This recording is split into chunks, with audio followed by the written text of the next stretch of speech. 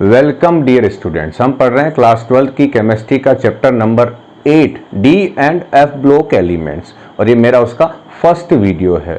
आज हम पढ़ने वाले हैं 4 टॉपिक। फर्स्ट हमारे पास होगा introductions about D block elements, second position of D block elements, electronic configuration and general characteristics of D block elements. तो चलिए हम स्टार्ट करते हैं। अब आपके सामने आ रही है पीरियोडिक टेबल।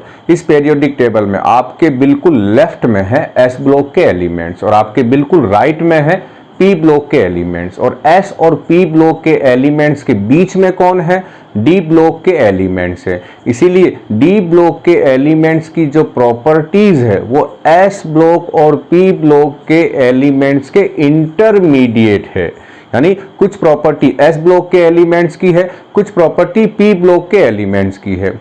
अब इसमें एक और चीज है, जो डी ब्लॉक के एलिमेंट्स इस पीरियोडिक टेबल में जहां से स्टार्ट हो रहे हैं वो है पीरियड नंबर 4। पीरियड नंबर 4 में एटॉमिक नंबर 21 से 21 वाला जो है वो है scandium. Scandium D block elements का फर्स्ट एलिमेंट है। और फोर्थ पीरियड में जो 10 एलिमेंट है हमारे पास डी ब्लॉक में, इसी तरह से फिफ्थ पीरियड में भी 10 एलिमेंट्स हैं डी ब्लॉक एलिमेंट्स के, 6th पीरियड में भी 10 है और 7th पीरियड में भी 10 एलिमेंट्स है। फिर एक और स्पेसिफिक ध्यान रखना आपको कि 6th और 7th पीरियड में डी ब्लॉक के फर्स्ट एलिमेंट्स के बाद एफ ब्लॉक के एलिमेंट्स आते हैं। तो 6th पीरियड में लेंथेनम के बाद आती है लेंथेनॉइड सीरीज जो 4F सीरीज भी है। इसी तरह से 7th पीरियड में एक्टिनियम के बाद आएगी एक्टिनॉइड सीरीज, ये 5F सीरीज है। और ये 4F और 5F सीरीज दोनों किसके पार्ट हैं? 4F ब्लॉक के पार्ट हैं। दोनों के दोनों जो हैं ये F ब्लॉक के पार्ट हैं। तो चलिए हम कहाँ चलें? जनरल इंट्रोडक्शंस में आ जाएं। ये टेबल में रिमूव कर लेता हूँ। टॉपिक का नेम क्या है हमारे पास? D and F block elements. और आज हम क्या पढ़ने वाले हैं? D block. इसमें हम आज क्या लर्न करने वाले हैं? डी ब्लॉक के बारे में। तो फर्स्ट आ जाते हैं इंट्रोडक्शन। इंट्रोडक्शन मैंने लगभग अभी आपको बता दिया है कि ये जो दोनों डी और एस ब्लॉक, एस और पी ब्लॉक, इधर एस ब्लॉक है इधर पी ब्लॉक है। एस ब्लॉक और पी ब्लॉक के बीच में कौन आते हैं? यहां पर आते हैं डी ब्लॉक के एलिमेंट्स।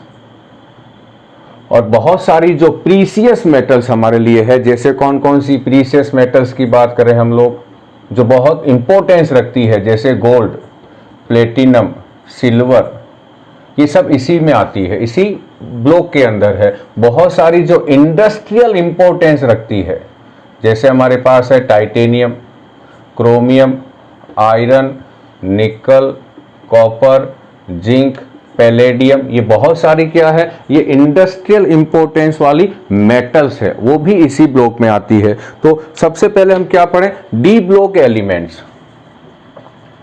डी ब्लॉक एलिमेंट्स का एक और नाम है ट्रांजिशन एलिमेंट्स। Transition elements. लेकिन इन दोनों के नेम में थोड़ा सा डिफरेंस है। क्या है? हम उस डिफरेंस को समझ लेते हैं। तो फर्स्ट हम क्या पढ़ते हैं? डी ब्लॉक के एलिमेंट्स का मीनिंग क्या है? क्या है इसमें? दोज एलिमेंट्स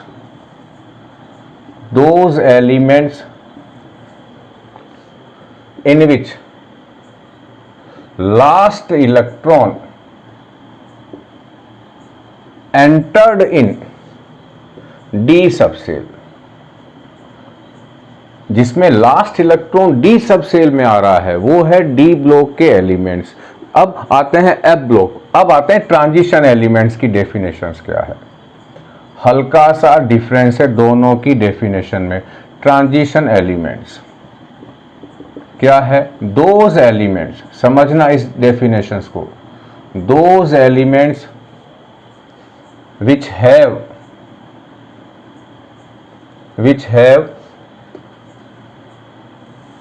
incompletely filled, इसे हम कह देते हैं कई बार partially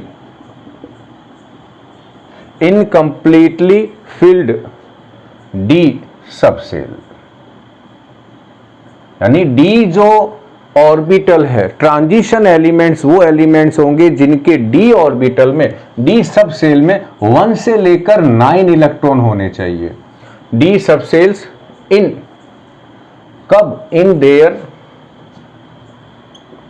ग्राउंड स्टेट और एनी वन ऑक्सीडेशन स्टेट, उन्हें हम क्या कहते हैं? Transition elements. तो डी ब्लॉक के तो क्या हुए? वो एलिमेंट जिनमें लास्ट इलेक्ट्रॉन डी सब सेल में आ रहा है वो है डी ब्लॉक के एलिमेंट्स। और ट्रांजिशन एलिमेंट्स कौन है? जिनका जो इलेक्ट्रॉनिक कॉन्फ़िगरेशंस है उसमें डी में 10 इलेक्ट्रॉन नहीं होने चाहिए और डी में 0 इलेक्ट्रॉन्स नहीं होने चाहिए।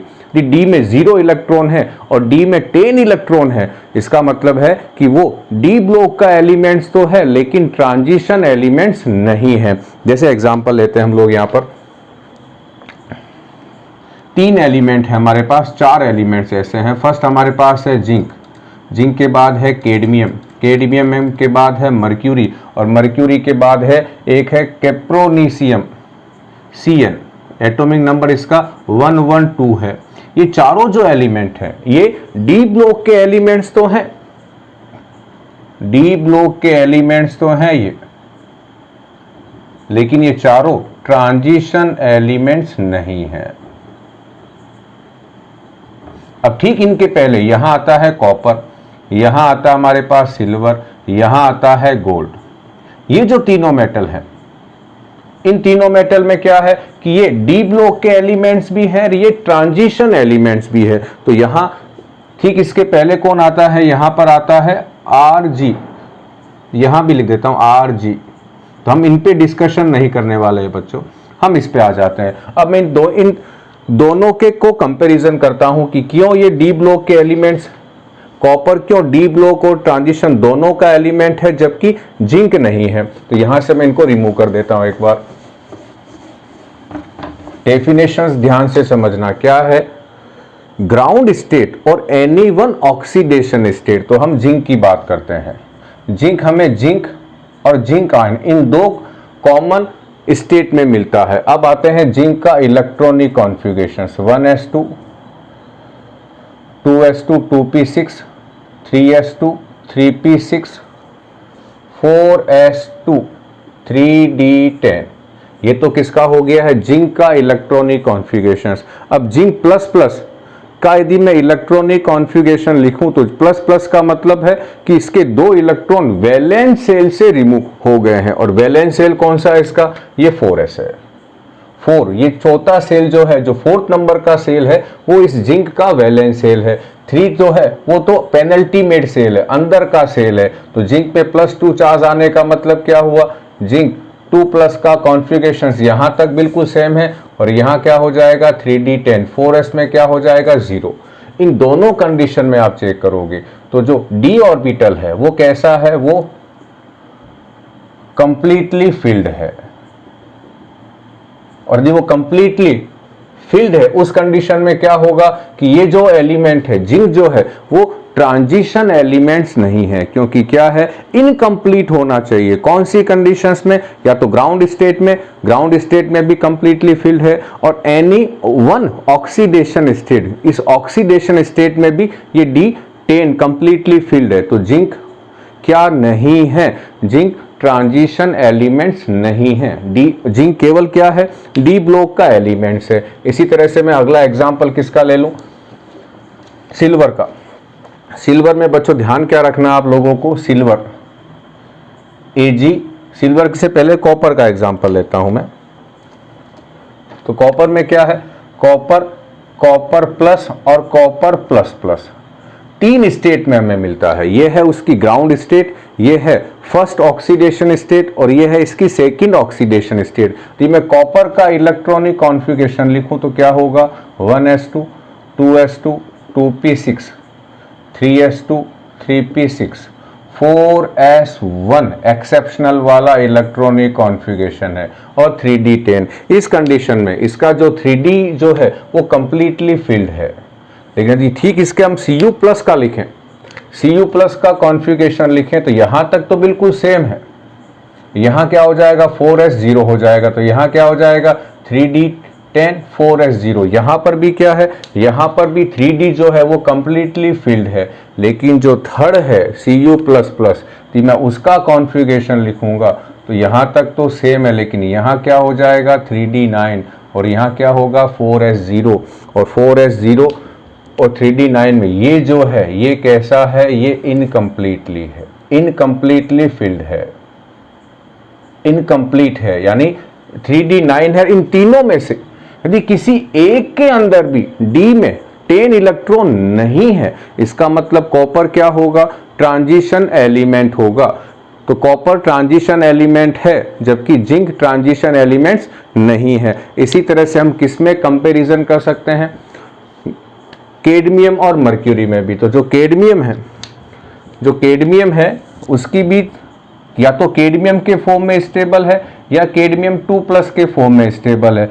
मर्क्यूरी जो है वो मर्क्यूरी के फॉर्म में भी है और मर्क्यूरस आयन के फॉर्म में भी है और मर्क्यूरिक आयन के फॉर्म में भी है। यहाँ भी D10 है, यहाँ भी D10 है और यहाँ पर भी D10 है। तो इन तीनों कंडीशन में जो मर्क्यूरी पे जो चार्ज है वो D10 है, यानी मर्क्यूरी D एलिमेंट्स तो है लेकिन ट्रांजिशन एलिमेंट्स नहीं है। इसी तरह से इन दोनों में भी क्या है, D10 है। तो उम्मीद करता हूं बच्चों आपको समझ में आ गया होगा। एक चीज यहां ध्यान रखना, जो सिल्वर है Ag में जो है वो D10 है, Ag+ में भी D10 है, लेकिन याद रखना सिल्वर प्लस ऑक्सीडेशन स्टेट भी शो करता है, रेयर है, और वहां इसका कॉन्फ़िगरेशन D9 है। ऐसा गोल्ड के साथ भी है, गोल्ड में D10 है, Au+1 शो करता है और Au3+ शो करता है। तो Au+ में भी D10 है लेकिन Au3+ में D8 है। तो इन तीनों में से यहाँ क्या हो गया, इनकम्प्लीटली। सिल्वर में यहाँ क्या हो गया, इनकम्प्लीटली। तो सिल्वर, गोल्ड और कॉपर इन तीनों में या तो इनकी ग्राउंड स्टेट में या किसी भी एक ऑक्सीडेशन स्टेट में d ऑर्बिटल कंप्लीटली फिल्ड नहीं है। इसीलिए ये तीनों एलिमेंट्स किसमें कंसीडर होते हैं, transition elements as well as d block elements. लेकिन ये जो तीनों एलिमेंट्स हैं ये ट्रांजिशन एलिमेंट्स में कंसीडर नहीं होते हैं, केवल किसमें होंगे, d ब्लॉक एलिमेंट्स में है। ये बच्चों आपको बेसिक डिफरेंस समझ में आना चाहिए डी ब्लॉक और ट्रांजिशन एलिमेंट्स में। अब हम आगे कहाँ चलें, अब हम चलते हैं इनकी पोजीशन के बारे में, डी ब्लॉक के एलिमेंट्स की पोजीशन। तो इसको बच्चों मैं रिमूव कर रहा हूं।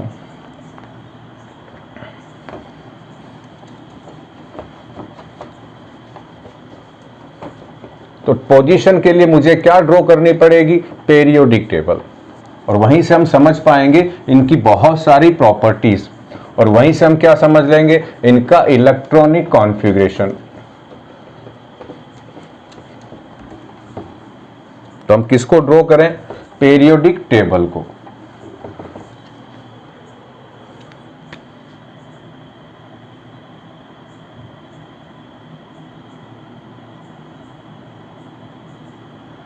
ये हो गया एस ब्लॉक 1, पीरियड नंबर 1 2 3 4 5 6 और ये हमारे पास हो गया पीरियड नंबर 7। 34 याद रखना, 3 और 4 से, 3 और 4 के बीच में से आप एक लंबी लाइन ले जाएं।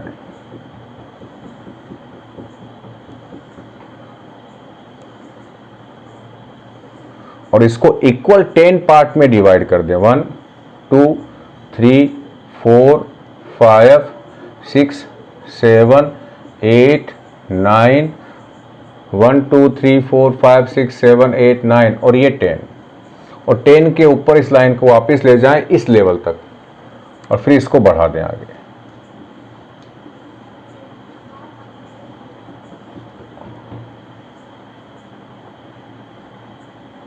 फिर आप इसको इक्वल 6 पार्ट में डिवाइड कर दें, तो 1 2 3 1 2 3 4 5 6 और यहां पर इस तरह से डिवाइड कर दें।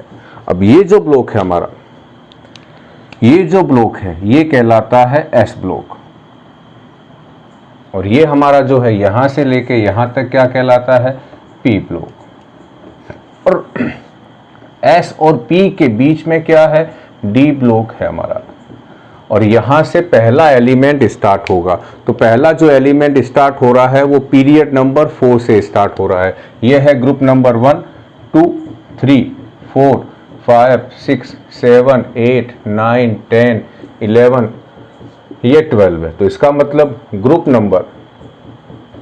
नंबर कहां से कहां तक है? 3 to 12 तक। कौन है? डी ब्लॉक हमारे पास है। ग्रुप नंबर 3 से लेकर 12 तक। कौन से पीरियड में से लेकर कौन से पीरियड तक के बीच है? तो 4 to 7। 4 to 7, तो पीरियड नंबर 4 से स्टार्ट होगा, 7 तक जा रहा है। ग्रुप नंबर 3 से स्टार्ट होके 12 तक आ रहा है। ये 13, 14 ये क्वेश्चंस आ जाए कि डी ब्लॉक के एलिमेंट्स कौन से ग्रुप के बीच में है, तो आएगा ग्रुप नंबर 2, और ग्रुप नंबर 13 के मिडिल में कौन आ रहे हैं? डी ब्लॉक के एलिमेंट्स आ रहे हैं। अब हम याद क्या करते हैं? इन एलिमेंट्स को याद भी कर लेते हैं साथ में। तो कैसे याद होते हैं? मैं देखो बच्चों आपको पोएम लिख के यहाँ पर आपको याद कराने की ट्राई करता हूँ। सबसे पहले हम ग्रुप नंबर 3 को टॉप टू बॉटम याद कर लेते हैं। साइंस वाला एसी। साइंस की लैब में आपके एसी एयर कंडीशनर लगा हुआ है, तो कौन सा एसी हुआ? साइंस वाला एसी। अब फिर हमको ऐसे याद करने हैं सारे। अब हम हॉरिजेंटल इनको लर्न करेंगे। यहां कैसे याद है मुझे? टीवी टेलीविजन, टीवी कर मन फीको, टीवी कर मन फीको। निकुंज का टीवी देखने के मन को हमें कम करना है। फीको का मतलब कम करना है, तो टीवी कर मन फीको निकुंज। ये हमारे पास क्या हो गया? पहला सीरीज हो गई है। अब आते हैं यहां पर। यहां थोड़ा सा अजीब सा है। यहां क्या है? जर नभ मोटे रूह रूह रह पड पीडी पड जाके का मतलब है चाके का मतलब चा का मतलब सिल्वर है, के का मतलब कैडमियम है। जर नभ मोटे रू रह पड चाके का मतलब है चांदी, और के का मतलब है कैडमियम। अब आते हैं हम लोग थर्ड सीरीज में आते हैं। तो इसका नाम कैसे याद है मुझे? हाफ HF ताव को कहते हैं बुखार। हाफ तावरियोस OS। इरपट IR इरपट सोपा। सो का मतलब यहां सोना यानी गोल्ड से है। सोपा पा का मतलब पारा यानी मर्क्यूरी से है। यह हमें क्या याद हो गई है? यह हमें याद हो गई है बच्चों थर्ड सीरीज। अब आते हैं हम लोग कौन सी सीरीज पे? फोर्थ सीरीज पे आते हैं, और वो क्या है? आसान सी है। यहां क्या लिखेंगे हम लोग? अब राफेल RF, राफेल दबंग DB, सग्गे भाई। राफेल दबंग सग्गे भाई SGBH। राफेल दबंग सग्गे भाई। मत दुश्मनी MT, मत दुश्मनी। राफेल दबंग सग्गे भाई हैं, तो है में क्या आएगा? इधर हमारे पास आएगा HS है। उसके बाद क्या है? मत दुश्मनी रख, मत MT, दुश्मनी DS, रख RG, चाइना CN। क्या है? राफेल दबंग सगे भाई हैं, मत दुश्मनी DS है ये, मत दुश्मनी रख चाइना। ये हमारे पास क्या हो गई है? डी ब्लॉक को हम कैसे लर्न करें? तो वापिस आ जाए यहाँ पर। साइंस वाला AC, फिर हमें ऐसे लर्न करना है हॉरिजेंटल वे में। ये वर्टिकल है, बाकी सारे हॉरिजेंटल है। टीवी यहाँ से स्टार्ट करना है। टीवी करमन फीको निकुंज, जर नब मोटे रू रह पड़ जाके, हाफ तावरी ओस इरपट सोपा, राफेल दबंग सगे भाई हैं, मत दुश्मनी रख चाइना। ये हमारे पास क्या हो गई? डी ब्लॉक के एलिमेंट्स। अब याद क्या रखना है? पोजीशन एस ब्लॉक और पी ब्लॉक के बीच में है। ग्रुप नंबर 3 से लेके 12 तक है। ग्रुप नंबर 2 और 13 के मिडल में है। अब आते हैं इनका एटॉमिक नंबर। ये जो एलिमेंट है इसका आपको याद रखना होगा 21, 39 के बाद 57 और इसका 89। ये फर्स्ट एलिमेंट्स के एटॉमिक नंबर आपको एक बार याद कर लेने हैं, फिर आपका काम आसान हो जाएगा। अब आते हैं इसके अंदर, फिर आएंगे इसके, फिर आएंगे इसके अंदर। ये जो तीनों एलिमेंट है ये डी ब्लॉक के एलिमेंट्स तो हैं ये चारों, लेकिन ये ट्रांजिशन एलिमेंट्स नहीं है, अभी हमने लर्न कर लिया था। तो इसको कहते हैं, यहां जो एलिमेंट्स आएंगे वो कहां पर आएंगे, पीरियड नंबर 4 है तो यहां एलिमेंट आएगा, इलेक्ट्रॉन आएगा 4s में, यहां 4s1, यहां 4s2, लेकिन यहां आएगा 3d में आएगा। तो यहां डी ब्लॉक में, डी ब्लॉक के एलिमेंट्स के अंदर इलेक्ट्रॉन्स जो हैं वो वैलेंस सेल में नहीं आते हैं, वैलेंस सेल के ठीक अंदर वाले सेल में आते हैं, और उस सेल को हम क्या कहते हैं, पेनल्टीमेट सेल। ये हम पढ़ेंगे इलेक्ट्रॉनिक कॉन्फ़िगरेशन में। तो अब अभी हम पोजीशन चेक कर लेते हैं। यहां तक हो गई। इस फर्स्ट सीरीज को क्या कहते हैं, फर्स्ट जो सीरीज है जो कहां से कहां तक एंड हो रही है, कहां से स्टार्ट हुई, 21 से लेकर इसका एटॉमिक नंबर है 30, जो 21 से 30 तक है इसे कहते हैं फर्स्ट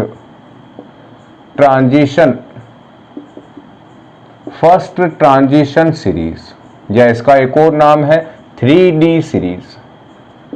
अब आपको समझ में आ गया होगा क्योंकि इसका नाम 3D सीरीज क्यों है, क्योंकि यहां इलेक्ट्रॉन जो है वो 3D सब सेल में आते हैं। इसी तरह से जो सेकंड है, जो सेकंड यहां मेंशन कर देता हूं, जो सेकंड हमारे पास है वो 39 से स्टार्ट होके 48 तक है, एटॉमिक नंबर 48 तक। आप यहां फर्स्ट को याद रखें, यहां से 10 काउंट कर लें तो 39 से कहां तक है, 48 तक, एटॉमिक नंबर 39 से 48 तक है। और इसे हम क्या कहते हैं,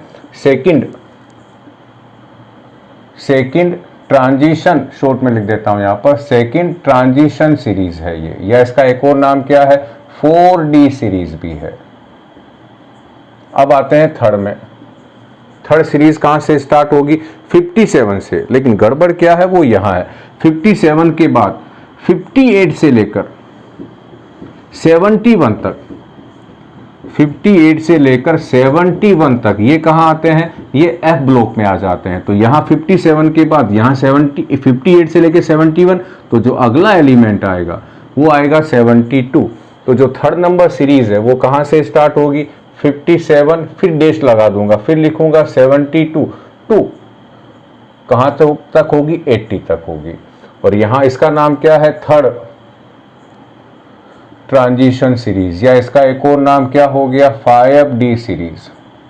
इसी तरह से फोर्थ नंबर हमारे पास कौन सी होगी, सिक्स्थ, जो फोर्थ नंबर सीरीज है ये वाली, जो 7 पीरियड में स्टार्ट होगी वो कहां से कहां तक होगी, एटॉमिक नंबर 89।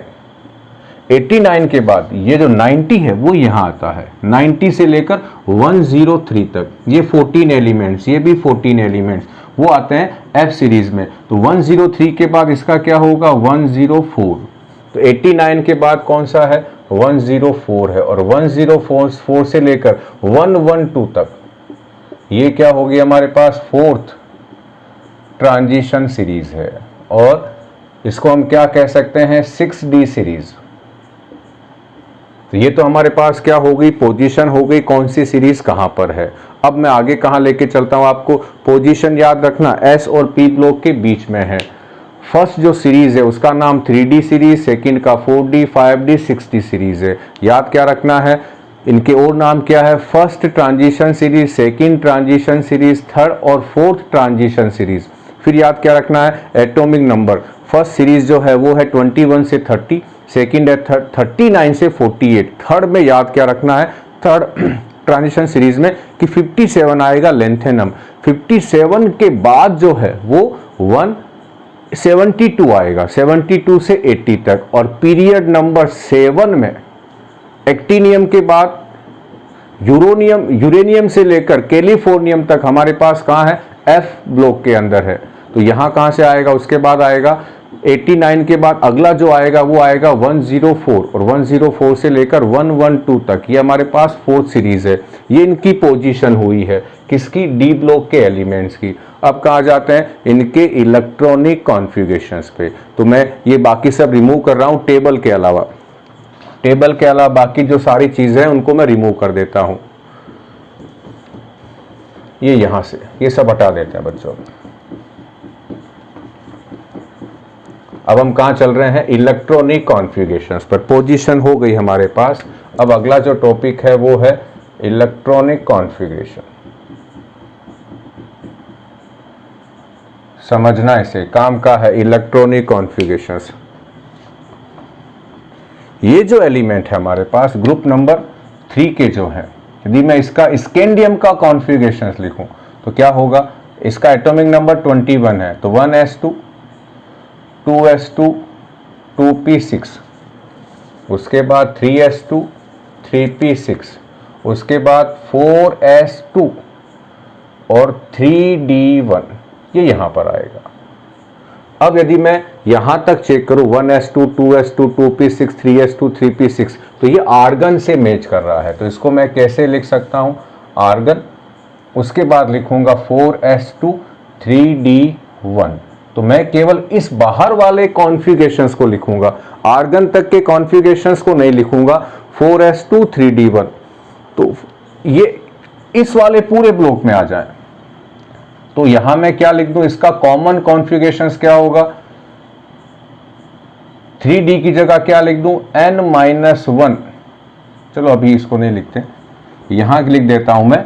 जनरल क्या होना चाहिए, यहां होना चाहिए इस पूरे एलिमेंट, इस पूरे ग्रुप का s में 2 आएगा, d में 1 इलेक्ट्रॉन आएगा। अब s के पहले क्या लिखना है, ये एलिमेंट जिस पीरियड में है, ये एलिमेंट जिस पीरियड में है वो यहाँ n आ जाएगा, और उसके यहाँ d में क्या आएगा, n-1।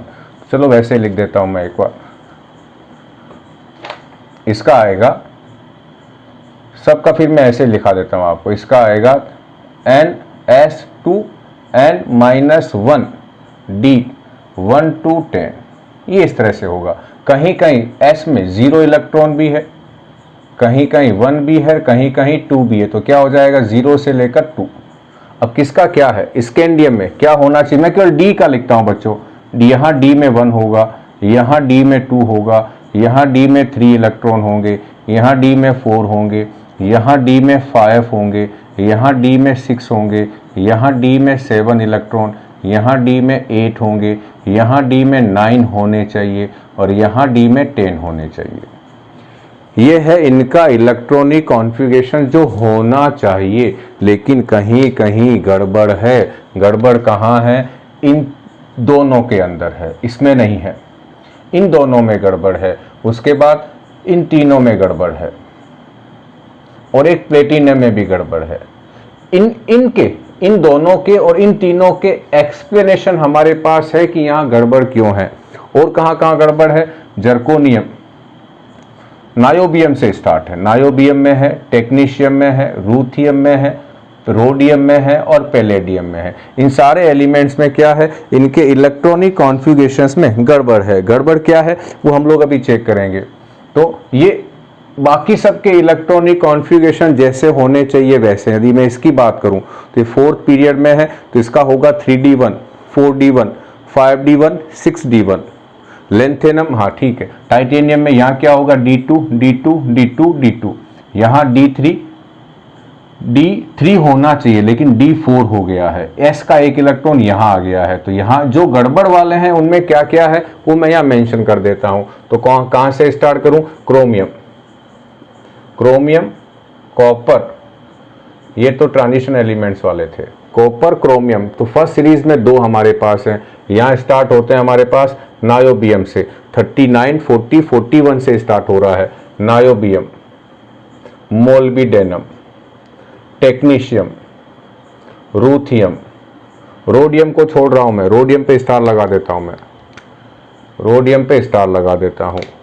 उसके बाद पैलेडियम, रोडियम में नहीं पैलेडियम पे स्टार, किस पे लगाते हैं, पैलेडियम पे। तो ये कौन सा हो गया, रूथियम, रूथियम के बाद रोडियम, रोडियम के बाद पैलेडियम को छोड़ रहा हूं, सिल्वर, सिल्वर के बाद यहां आ जाए प्लेटिनम और गोल्ड। कितने हो गए, 1 2 3 4 5 6 7 8 9 10 10 एलिमेंट्स ऐसे हैं जिसके NS में 1 इलेक्ट्रॉन है। तो बाकी सारे जितने बचे हुए होने चाहिए वो कहाँ है, D के अंदर है। फर्स्ट में 2 एलिमेंट्स हैं क्रोमियम और कॉपर, सेकंड में 1 2 3 4 5 6 एलिमेंट है। तो यहाँ 2 एलिमेंट, यहाँ 6 एलिमेंट और यहाँ 2 एलिमेंट, कितने हो गए 6 और 4 10 ऐसे एलिमेंट हैं जिनके s में 1 इलेक्ट्रॉन, अभी मैं लिख के आपको बताऊंगा। और पैलेडियम स्पेसिफिक है, पैलेडियम एक ऐसा एलिमेंट है जिसके s में 0 इलेक्ट्रॉन है। तो बाकी इलेक्ट्रॉन है कहाँ, d सब सेल के अंदर आ गए हैं। तो मैं 1-2 के कॉन्फ़िगरेशंस यहाँ लिख के आपको समझाता हूँ गड़बड़ क्या है उनके अंदर। तो मैं यहाँ इनको लिखता हूँ कॉन्फ़िगरेशंस को। सबसे पहले लिखते हैं क्रोमियम का, एटॉमिक नंबर 24, क्या होना चाहिए आर्गन, आर्गन का मतलब कितना लिख दिया आपने 18, उसके बाद लिखें 4s2, ये आपने लिख दिया 20 तक। तो होना क्या चाहिए 20 तक हो गया, तो अब क्या आना चाहिए 3d4, याद रखना d3d को हमेशा 4s के पहले लिखना, 3d4। अब गड़बड़ क्या हुई, यहाँ 3d क्या हो गया 5 हो गया, 4s क्या हो गया 1 हो गया है। क्यों हुआ, हमें मालूम है कि जो हाफ फील्ड ऑर्बिटल्स होते हैं, हाफ फील्ड कॉन्फ़िगरेशंस जो है उसकी स्टेबिलिटी ज़्यादा होती है। तो एक s का इलेक्ट्रॉन कहाँ आ गया, s से d में आ गया, तो 3d 5 हो गया, 4s 1 हो गया।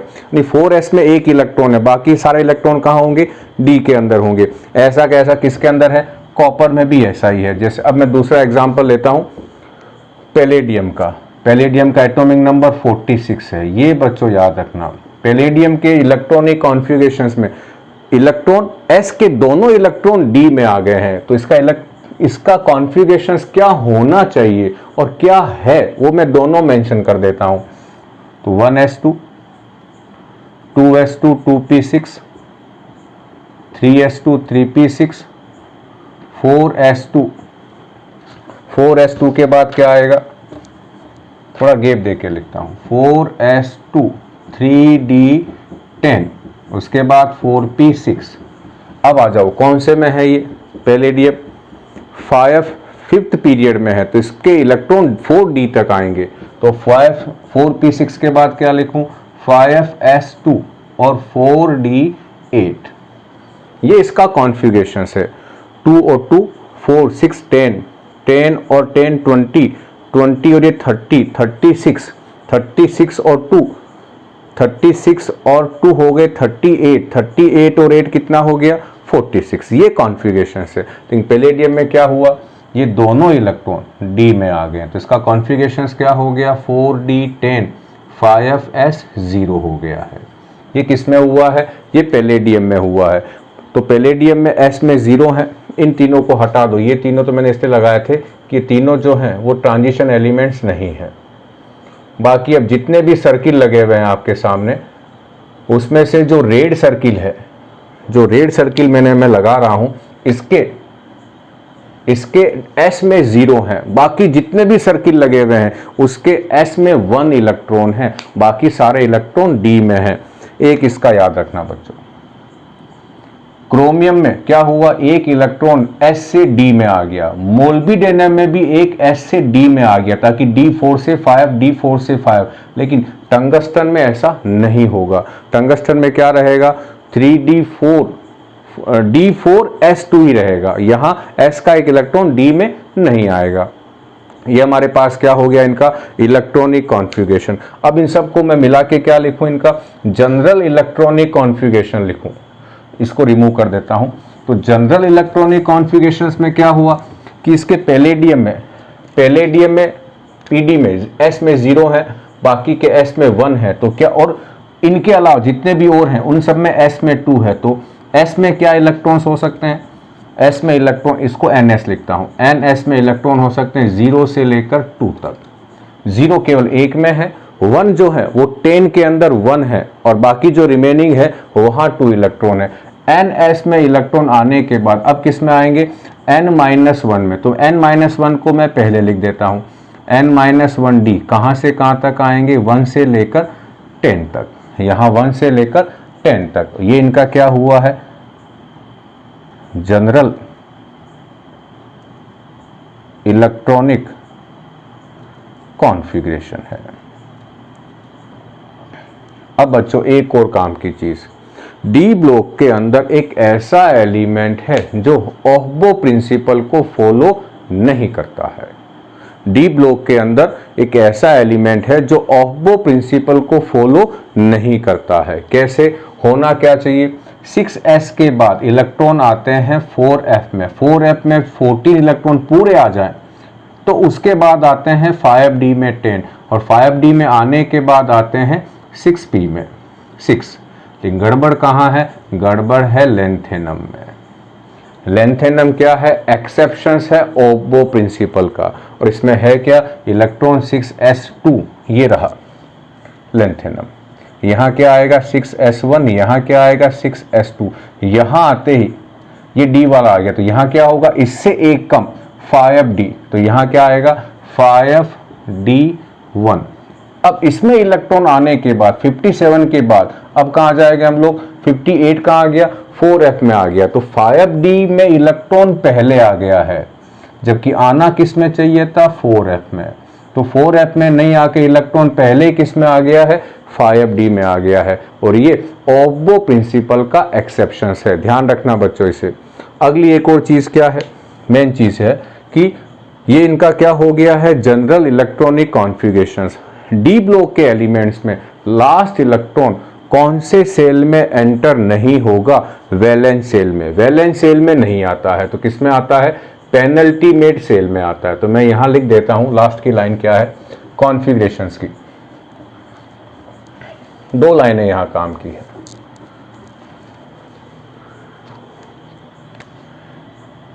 इन D block elements last electron entered in n-1 cell, that is penultimate cell, while in S and P block elements last electron entered in valence shell. ये बेसिक डिफरेंस है कि S और P में तो कहाँ आता है इलेक्ट्रॉन? S और P ब्लॉक के एलिमेंट्स में तो वैलेंस सेल में आता है, और यहाँ पेनल्टीमेट सेल में आता है। जैसे एग्जांपल लेते हैं हम लोग, किसका ले लें? सोडियम का ले लें, तो क्या होगा? 1s2 2s2 2p6 3s1, ये इसका वैलेंस सेल हुआ, और इलेक्ट्रॉन कहाँ आया? वैलेंस सेल में आया। तो हम स्कैंडियम का एग्जांपल लें तो वहाँ क्या होगा? 4s में तो 2 हो जाएगा, उसके बाद आएगा 3d1। 3d1 कहाँ है?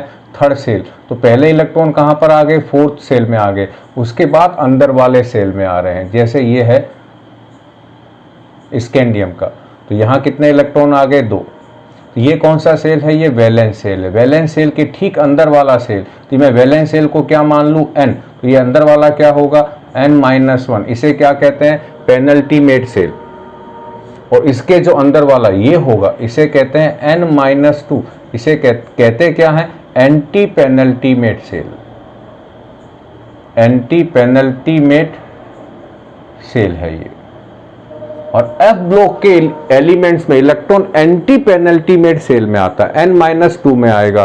तो S और P ब्लॉक के एलिमेंट्स में इलेक्ट्रॉन वैलेंस सेल में आता है। D ब्लॉक में n-1 यानी पेनल्टीमेट सेल में आएगा, और F ब्लॉक के एलिमेंट्स में इलेक्ट्रॉन एंटी पेनल्टीमेट सेल यानी n-2 सेल में आएगा। अब हम कहाँ चलें? इसका दूसरा पॉइंट क्या है? काम के पॉइंट से बच्चों अब मैं इन सबको रिमूव कर देता हूं। ये टेबल वाला जो पोर्शन है,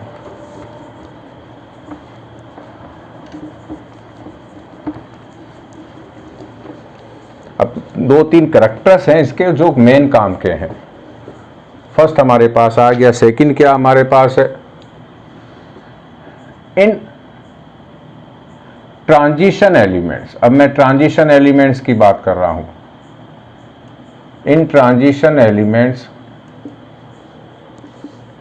द एनर्जी डिफरेंस, काम की लाइन है बच्चों, the energy difference between n-1d and NS valence shell और उसके अंदर वाले सेल के D सब सेल की एनर्जी में जो डिफरेंस है इज वेरी स्मॉल, यानी NS वैलेंस सेल का S और वैलेंस सेल के ठीक अंदर वाले D सब सेल की एनर्जी में डिफरेंस बहुत कम है। तो उससे क्या हुआ, इससे होगा क्या, देयरफॉर, अब काम की लाइन आएगी, therefore N-1D electrons also participate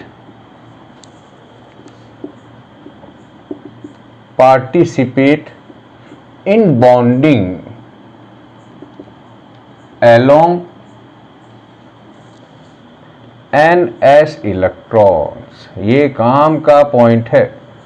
first क्या है कि N-1D और NS इन दोनों की एनर्जी में डिफरेंस बहुत ज़्यादा नहीं है। तो उससे क्या इफेक्ट आया डी ब्लॉक के एलिमेंट्स की केमिस्ट्री में कि NS वैलेंस सेल के इलेक्ट्रॉन के साथ साथ N-1D के इलेक्ट्रॉन भी बॉन्डिंग में पार्टिसिपेट करते हैं, इसीलिए इनकी केमिस्ट्री में बहुत ज़्यादा चेंजेस आ जाता है। अगला हमारे पास पॉइंट क्या है, ध्यान रखना बच्चों, ये काम के पॉइंट है दोनों। अब आते हैं लास्ट, क्या हमारे पास है कि जो डी ब्लॉक है, डी ब्लॉक के अंदर जो डी ऑर्बिटल है ये बाहर, इसकी साइज बड़ी है तो ये बाहर ज्यादा निकला रहता है, इसे कहते हैं मोर पेरीफेरी है, अपनी बाउंड्री से ज्यादा बाहर रहता है। तो होगा क्या, डी ऑर्बिटल की साइज बड़ी है और इसकी साइज इस तरह की है कि ये बाहर निकला हुआ रहता है, एटम से बाहर रहता है, तो उससे ये अपने सराउंडिंग को ज्यादा इन्फ्लुएंस करता है और सराउंडिंग से ज्यादा इन्फ्लुएंस होता भी है। तो लाइन क्या लिखूं मैं, लाइन हमारे पास है D subshell is more periphery, more periphery का मतलब बाहर निकला रहता है अपने सराउंडिंग की ओर, अपनी बाउंड्रीज की ओर, more periphery than S and P orbitals. जो P सबसेल या जो P ऑर्बिटल है वो ज्यादा पेरीफेरी है, ज्यादा बाहर निकला हुआ है, S और P की साइज छोटी है, D की साइज बड़ी है। तो उससे होगा क्या, ये D जो ऑर्बिटल है ये अपने सराउंडिंग से ज्यादा इफेक्ट होते भी हैं और उनको ज्यादा इफेक्ट करते भी हैं। इससे क्या होगा, दो चीजें आ जाएगी, affect, more affect, more affect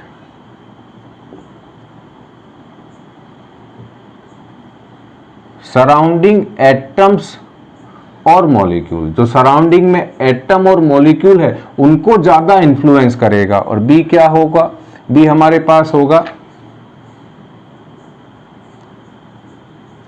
more influenced by surrounding. दोनों चीजें क्या कह रही है कि ज्यादा पेरीफेरी होने से खुद भी इन्फ्लुएंस्ड होगा और सराउंडिंग को भी इन्फ्लुएंस करेगा। क्यों करेगा, क्योंकि ज्यादा पेरीफेरी है, ज्यादा बाहर निकला हुआ है। और लास्ट के हम चेक कर लेते हैं जहां बच्चे आप बहुत बड़ी बड़ी गलतियां कर जाते हैं, और वो है इसका इलेक्ट्रॉनिक कॉन्फ़िगरेशन। गड़बड़ी क्या करते हैं, जब भी आप इलेक्ट्रॉन, यदि किसी एलिमेंट पर पॉजिटिव चार्ज आ जाता है तो आप इलेक्ट्रॉन कहां से बाहर निकालेंगे, वैलेंस सेल से। एग्जांपल एक देता हूं जो आप गड़बड़ करते हो, जैसे आयरन का है, एटॉमिक नंबर कितना है, 26 है। यदि मैं इसका कॉन्फ़िगरेशन लिखूं तो 1s2 2s2 2p6 3s2 3p6 4s2 3d6। हमारी आदत इस तरह से लिखने की है इलेक्ट्रॉनिक कॉन्फ़िगरेशन। यदि आप इस तरह से लिखते हैं तो आप के द्वारा एरर की पॉसिबिलिटी बहुत ज़्यादा हो जाती है। तो ट्राई क्या करें, 4s के बाद 3d को यहाँ पीछे लिख दें, ये ज़्यादा अप्रोप्रिएट मेथड है। अब यदि मैं आपसे क्या कहूँ, दी ऐसे नहीं लिख के, यदि मैं ऐसे लिखता तो गड़बड़ कहाँ होती, मैं आपको देखो दिखाता हूँ। यदि मैं कहूँ अब लिखो Fe2+ आयन का इलेक्ट्रॉनिक कॉन्फ़िगरेशन, तो दिमाग में क्या होता है कि 2 पॉजिटिव है तो 2 इलेक्ट्रॉन बाहर चले गए हैं, तो हम क्या काम करते हैं 4s2 3d4 कर देते हैं, जो गलत है। इलेक्ट्रॉन कहाँ से बाहर जाएंगे, वैलेंस शेल से जाएंगे। तो हमें यहाँ क्या लिखना होगा, 4s0 3d6, ये सही कॉन्फ़िगरेशन होगा। इसलिए मैंने क्या कहा कि 3d को हम पहले लिख देंगे 3s2 3p6 और यहाँ लिख देंगे 3d6 और यहाँ लिखेंगे 4s2 और फिर हमसे क्या कहा जाए, इसका कॉन्फ़िगरेशन लिखो 2+ का। तो दिमाग में क्या रहेगा कि यही वैलेंस शेल है, तो इसी को हम क्या कर देंगे, 4s0 कर देंगे। तो इस तरीके से लिखने से अच्छा क्या ज़्यादा बेटर है कि इसको ऐसे लिख दें 3s2 3p6, यहाँ लिख दें 4s2 और 3d6 को यहाँ लिखें। ये ज़्यादा अप्रोप्रिएट मेथड है कंपैरिजन टू इसके। तो इस तरह की गलती कभी मत करना। ये डी ब्लॉक और एफ ब्लॉक में अप्लाई होता है। डी और एफ ब्लॉक के एलिमेंट्स पे यदि चार्ज आ जाता है तो आपको इलेक्ट्रॉन वैलेंस शेल से ही बाहर निकालने हैं, पेनल्टीमेट या एंटी पेनल्टीमेट में से बाहर मत नहीं निकालने हैं। अब चलिए लास्ट आपके सामने एक स्लाइड आ रही है और उसमें क्या है, characteristics, general characteristics of D block elements है। इस स्लाइड को देखें आप। फर्स्ट हमारे पास क्या है, nearly all the transition elements have typical metallic properties such have high tensile strength, ductility, malleability, high thermal and electrical conductivity and metallic luster। D block में जितने भी एलिमेंट्स हैं वो सारे के सारे मेटल हैं, एक को छोड़कर सबकी फिजिकल स्टेट जो है वो सॉलिड है। तो लिक्विड में कौन मिलता है हमें, मर्क्यूरी। सेकंड कैरेक्टर्स क्या है, except mercury which is liquid at room temperature other transition elements have typical metallic structures, यानी solid होंगे वो। थर्ड है they have high melting and boiling points, और इनके जो melting और boiling points है वो S और P ब्लॉक के एलिमेंट्स के इंटरमीडिएट है। उसके बाद क्या है, higher heats of vaporisation than non transition element. Fourth क्या है, the transition elements have very high density as compare to the metals of group first and second. First और सेकंड के कंपैरिजन में इनकी डेंसिटी ज़्यादा है। रीज़न क्या है, इनका वॉल्यूम कम है क्योंकि atomic radius left to right जाने पर डिक्रीज होती है और मास इंक्रीज हो रहा है। फिफ्थ हमारे पास क्या है, द फर्स्ट आयनाइजेशन एनर्जी, जब पहला इलेक्ट्रॉन जो बाहर निकालते हैं of D block elements are higher than those of S block. S block से ज्यादा होगी लेकिन पी ब्लॉक से कम होगी क्योंकि इनकी प्रॉपर्टी इंटरमीडिएट है एस और पी ब्लॉक के एलिमेंट्स के। 6 नंबर है, they are electropositive in nature. इन पर हमेशा चार्ज आएगा तो पॉजिटिव आएगा या फिर नहीं आएगा, या तो ये न्यूट्रल होंगे, इनके ऊपर कोई चार्ज नहीं होगा, और या इन पे चार्ज कैसा आएगा, केवल पॉजिटिव आएगा। 7 number, most of them form coloured compounds. ध्यान रखना, ये हम आगे पढ़ेंगे। They exhibit several oxidation state, ये वेरिएबल ऑक्सीडेशन स्टेट शो करते हैं, ये इनकी काम की प्रॉपर्टी है। Their compounds are generally paramagnetic in nature, ये इनके कंपाउंड्स या ये एलिमेंट्स एक्सटर्नल मैग्नेटिक फील्ड से अट्रैक्शन शो करते हैं। They form alloy with other metals, ये एलॉय भी बनाते हैं। They form इंटरस्टेशियस compounds with elements such as hydrogen, boron, carbon और नाइट्रोजन। जो एटम जिसकी साइज बहुत स्मॉल होती है उनके साथ क्या बनाते हैं, ये इंटर स्टेशियल कंपाउंड बनाते हैं। आगे पढ़ेंगे बच्चों हम लोग ये। और most of the transition metal such as manganese, nickel, cobalt, chromium, vanadium, platinum etcetera and their compounds have been used as a good catalyst, ये बहुत बढ़िया कैटेलिस्ट भी हैं। क्यों है, हम सब आगे पढ़ने वाले हैं। तो क्या खत्म हुई, general characteristics of D block elements या ट्रांजिशन एलिमेंट्स। तो इसी के साथ बच्चों हमारा फर्स्ट लेक्चर्स खत्म हुआ है। सेकंड जो हमारा लेक्चर्स आएगा उसमें हम क्या पढ़ने वाले हैं, physical properties of transition elements. उम्मीद करता हूं बच्चों आपको ये वीडियो पसंद आया है। पसंद आने पे 2 काम करें, 3 काम करें, शेयर करें, सब्सक्राइब करें और लाइक जरूर करें। थैंक यू बच्चों।